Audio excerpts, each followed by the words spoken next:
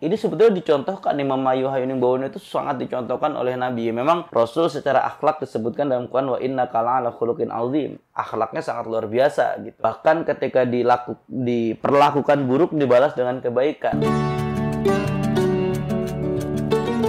Assalamualaikum warahmatullahi wabarakatuh. Yuk teman-teman, bolo konco WhatsApp asik anak jaksel.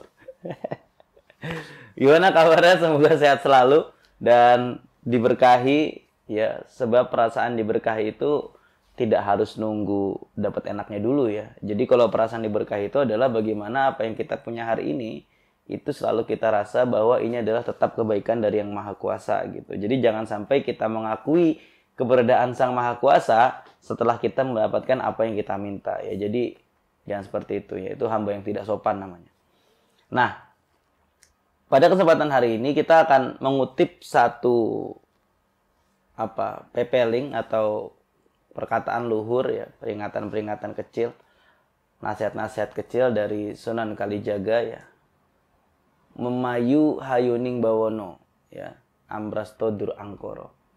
Jadi secara harfiahnya ya, secara umumnya kita akan memaknai ini memperindah keindahan bumi dan menghanguskan segala dur angkor. Dur angkor itu perkara hawa nafsu yang buruk, yang jelek. Kenapa? Kenapa kita perlu memperindah dunia dan kita harus menghapuskan yang namanya dur angkoro tadi? Teman-teman, hidup itu kalau bagi para pegiat filosofi stoikisme atau filosofi stoa, mereka menyebut semesta atau alam itu saling berkaitan satu sama lainnya. Kalau misalkan manusianya selalu berpikir buruk, maka semesta pun akan berjalan buruk buat dia. Sehingga dur angkoro tadi, ambras atau dur angkoro itu perlu diberantas supaya apa? Supaya kita selalu memandang dunia ini penuh dengan cinta. Supaya kita bisa melihat sisi-sisi kasih meskipun kita sedang ditimpa musibah. Kita tetap bisa menemukan percikan cinta meski dalam keadaan luka. Itu kira-kira seperti itu. Bahkan memayu hayuning bawono ini mengajak kita juga untuk menjadi pribadi yang berkontribusi atas keharmonisan masyarakat. Dunia ini sudah indah kok. Dunia ini sudah nyaman, sudah asik. Terkadang yang bikin tidak asik apa? Dur angkoro tadi. Dur angkoro kan hawa nafsu macam-macam. Keserakahan merusak ketertataan alam. Keserakahan juga merusak kepercayaan.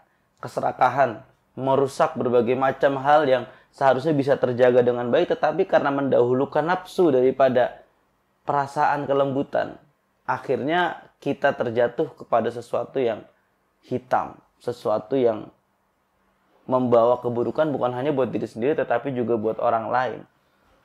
Nasihat dari Sunan Kalijaga ini sebetulnya juga tercermin teman-teman di dalam Al-Quran. Surat ini familiar, bahkan surat ini mungkin jadi favoritnya teman-teman ketika melakukan sholat munfarid atau sholat sendiri ya. Karena tergolong surat pendek yang hampir semua orang itu hafal. Qul a'udzu birabbil falaq. Berlindung di waktu subuh ya. Berlindung pada Tuhan yang memiliki waktu subuh tadi, waktu falaq. Min syarri ma khalaq, dari segala keburukan. Ya. Dan ada satu ayat lagi ya, wa min syarri hasidin idza hasad. Nah, ayat ini berlindung dari keburukan orang yang hasad kepada kita. Sampai disebutkan dalam Al-Qur'an, itu mesti karena perkara hasad, bukan perkara yang kecil, teman-teman.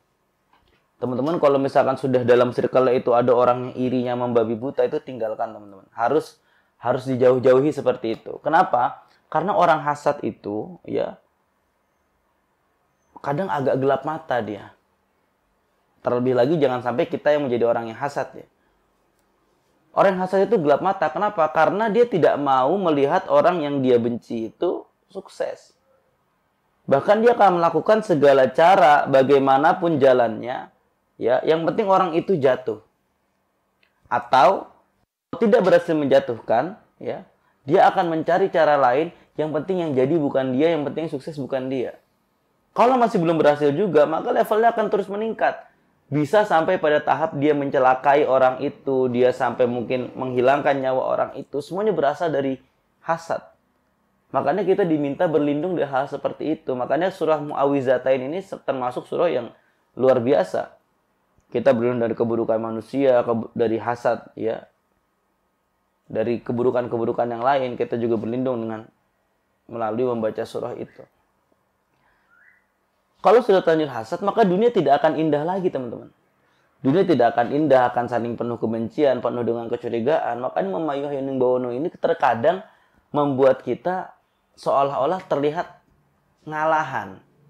Seolah-olah terlihat kita dicolek nggak balas nyolek gitu ya, diusik nggak balas ngusik. Padahal kita hanya menjaga relasi yang baik gitu. Kita hanya menjaga kewarasan diri kita hanya menjaga keseimbangan alam supaya tidak terlalu banyak kebencian begitu ya.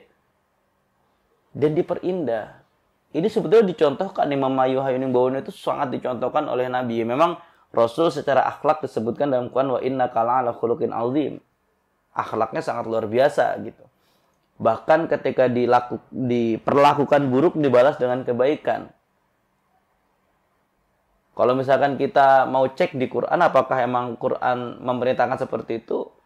Sebetulnya dalam redaksinya Quran itu menyampaikan wa in aqabtum fa'aqibu bimitsli ma uqibtum bih. Kalau misalkan kita dijahatin, balas tapi harus yang setimpal.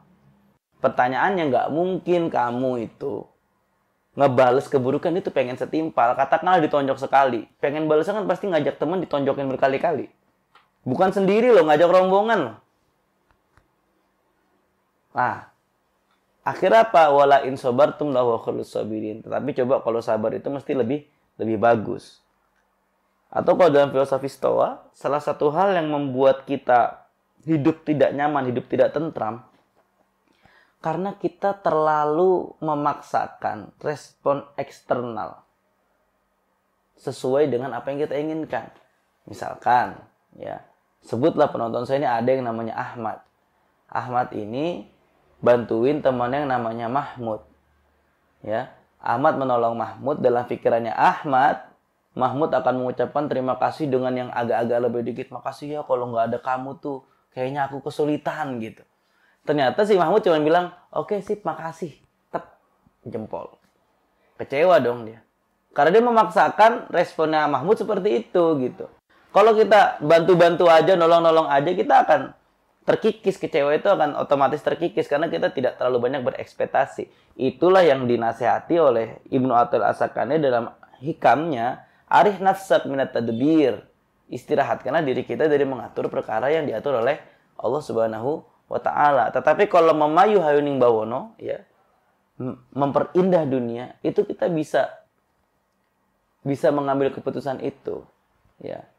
Misalkan kalau kita berjalan sesuatu yang tidak sesuai kita harapkan, kita bisa husnuzon lagi ke Allah. Indah dunia kalau kayak gitu.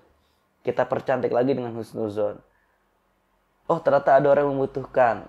Kita juga butuh, tetapi ternyata untuk memperindah kehidupan dunia kita tolong sesuai yang kita mampu. Itulah bagaimana caranya kita bisa ikut dalam Memayu Hayuning Bawono. Lalu kenapa disambung dengan Ambrasto Dur Angkoro? Karena begini prinsipnya. Kalau misalkan kita melakukan kebaikan, maka potensi kita melakukan keburukan itu menipis. Kalau kita melakukan keburukan, maka potensi kita untuk condong pada kebaikan itu juga menipis. Maka hidup ini adalah bagaimana kedua porsi kebaikan dan keburukan ini terus tarik-menarik. Kalau kita lebih banyak makan pada segmentasi keburukan, insya Allah kebaikan itu akan sulit datang ke kita. Atau kita untuk melakukan ibadah itu sulit, menolong orang itu sulit, melakukan kebaikan itu sulit, menerima itu sulit, adanya dengki, iri, hasad. Kalau kita udah biasa kebaikan, kita biasa husnuzon, kita biasa neriman, kita biasa syukur, maka mau hasad pun akan sulit. Kenapa? Karena sudah terlatih untuk bersyukur. Jadi keduanya itu sama-sama dilatih kok. Orang itu kan nggak akan jadi pencuriga berat kalau dia nggak melatih tiap hari untuk curiga sama orang. Orang juga tidak akan berlatih untuk mencelaki orang lain kalau tidak diawali dengan sakit hati yang kebangetan gitu. Jadi, mari dunia sudah terlihat kejam, maka jangan perkejam lagi dengan sifat kita yang tidak baik. Kita lunakkan hati kita lembutkan jiwa kita. Ya, salah satu caranya melembutkan jiwa dan diri kita itu adalah dengan banyak-banyak membaca Al-Quran, dengan banyak-banyak mendengarkan kalam ulama, dengan banyak-banyak bergaul dan berkumpul dengan orang-orang yang memiliki kesolehan. Supaya apa? Supaya kesehatan hati dan jiwa kita juga terjaga. Wallahul muwaffiq ila aqwamit thoriq. Wassalamualaikum warahmatullahi wabarakatuh.